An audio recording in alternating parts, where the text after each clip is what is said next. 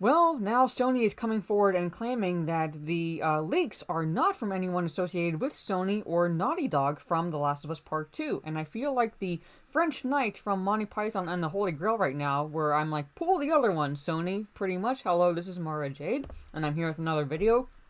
And while doing a search for Last of Us Part 2 news to see if there anything else has developed since Naughty Dog and Sony, through a third-party outfit, began copyright striking and censoring those, even criticizing their methods as a result of the leaks that happened over the weekend of a huge chunk of the gameplay for The Last of Us Part 2.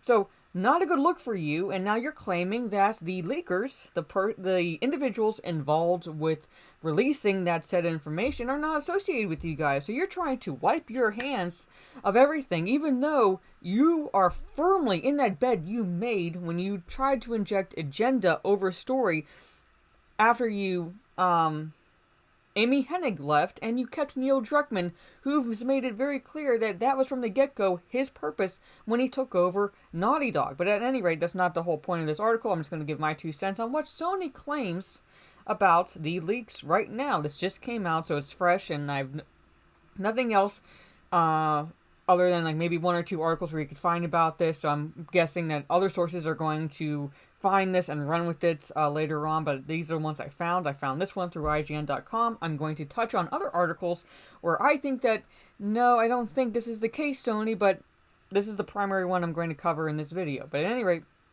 let's dive into this, shall we?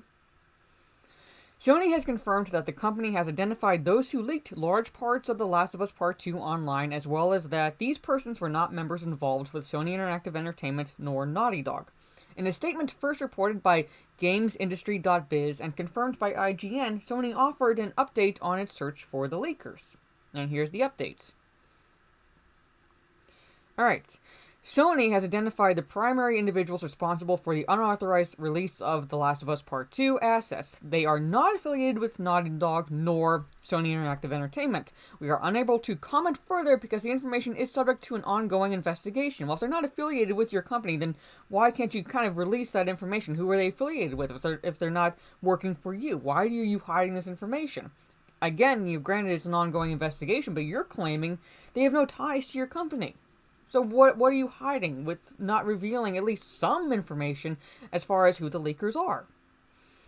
We're looking forward to when The Last of Us Part 2 will be in your hands and can't wait for you to enjoy the full experience on June 19th. So they're sticking with the June 19th release date. It was originally May 29th, but now it's been pushed to mid-June. Oh boy. Now, why would they do that also? The Last of Us Part 2 creative director Neil Druckmann also commented on the leaks following the original publication of Sony's statement, saying, "Glad this got cleared up, but there are a lot of other false rumors out there." Is that why you're censoring YouTube channels and abusing the copyright strike laws? Looking forward to discussing all this once the game is out. So basically, yeah, they're going to hold on to this information until the game is released, and then conveniently reveal everything post Last of Us Part 2 release. Whatever. Potential The Last of Us Part 2 spoilers began leaking online en masse over the last week. Basically started over the weekend, and that was like the primary, the bulk of it is over the weekend. And then people got wind of it and started talking about this. And then granted, there were some that were actually showing the leaks, so I can understand why Sony and Naughty Dog might want to put the kibosh on those. But at the same time, there were other channels who were just simply talking about the leaks, the fact that they happened, and what Naughty Dog and Sony were doing. And then, yet still they were given copyright strikes, to the point where now some channels are worried that if they get a third one, like Ryan Kinnell, who got a copyright strike during his live stream yesterday, that his channel is kaput because you are having a third-party entity go in and manually copyright strike channels for just criticizing what you are doing. So, quite frankly, Sony and Naughty Dog, I don't believe a damn word you say. I believe jack shit that comes out of your mouth right now. And I'm going to kind of go into why in a little bit, but finish this article up real fast. Okay. Just as Sony announced a new June 19th release date for The Last of Us Part 2, no, they announced it after the leaks because I covered the article when it came out. When the International Business Times article. It was after the leaks came out. So don't say that you were planning original June 19th release. I very much doubt that. Since then, we've learned The Last of Us Part 2 will require 100 gigabytes. Yes, 100 gigabytes of hard drive space on your PS4 or PS4 Pro. So basically, if you're getting this game, you got to make sure that you have enough space for this game. It's going to be a physical copy, from what I've read, it's going to be 2 discs. 2 discs. 100 gigabytes of space. And you already have people saying they're not spending $60 on this game. Now, anyone who buys this game, again, this is how much space you're going to have to make sure is left on your PS4 or PS4 Pro. Alright. The Last of Us Part 2 had been delayed indefinitely early in April, and Druckmann addressed the delay at the time originally set for a May 29th release. The Last of Us has only had a few weeks delay ultimately, with fellow PS4 exclusive Ghost of Tsushima also being delayed into...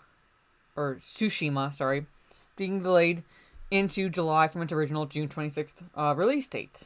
So again, I find it, finding that you're claiming that the June 19th was, in fact, planned, when I'm looking at the articles and saying, no, it wasn't. It was actually originally May 29th release date, and then following the leaks, you pushed it back.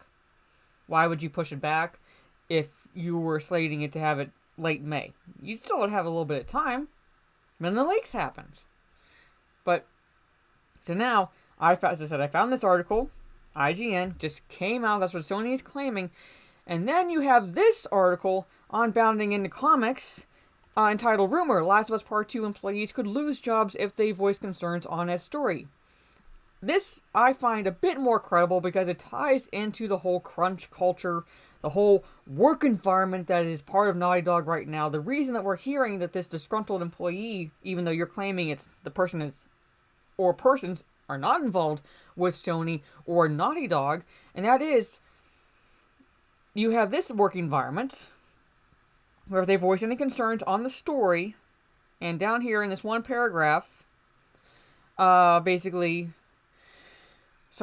a alleged source who spoke with an Australian pop culture news site Sausage Roll, it says that the environment surrounding the game's development was very divisive, and how even voicing your concerns on its story will upset certain individuals. It usually results in said person being called closed-minded or even phobic, or some such nonsense.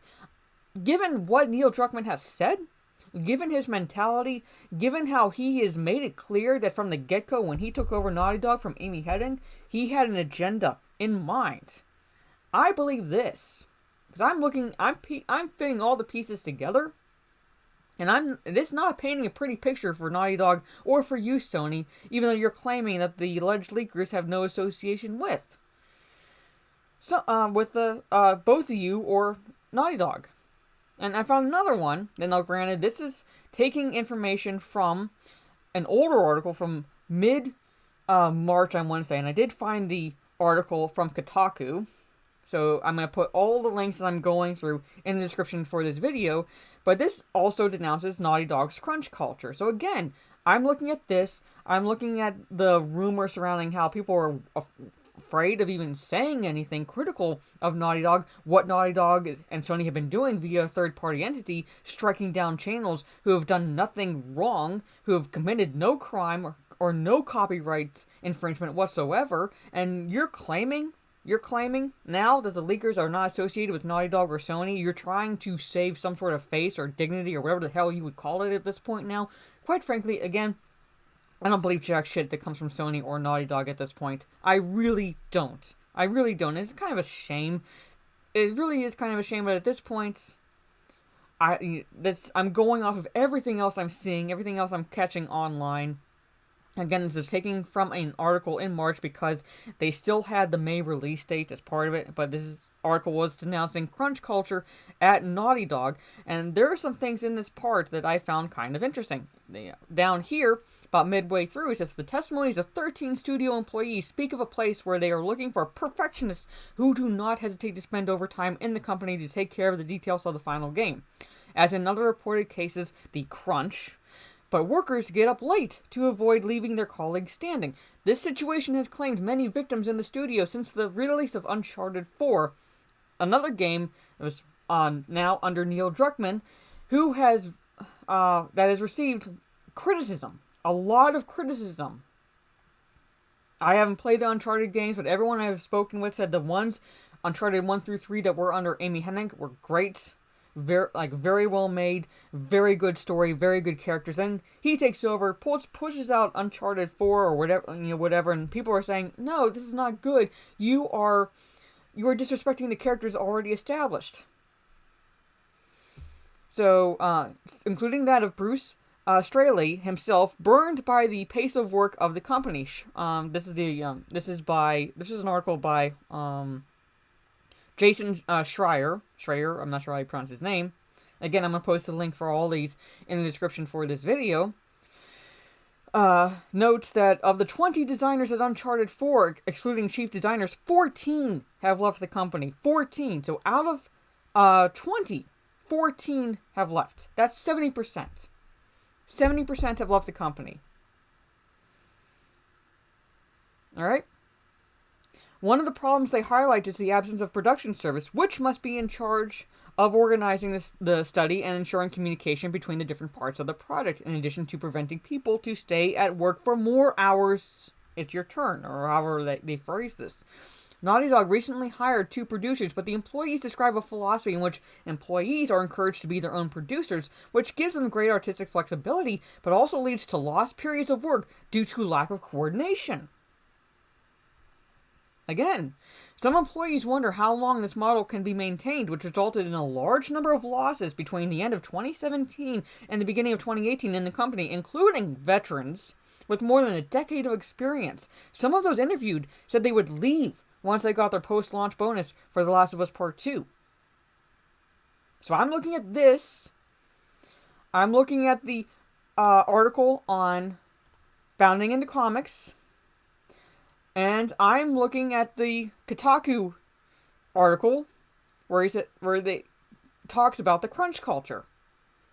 And now Sony expects me to believe that the leakers who had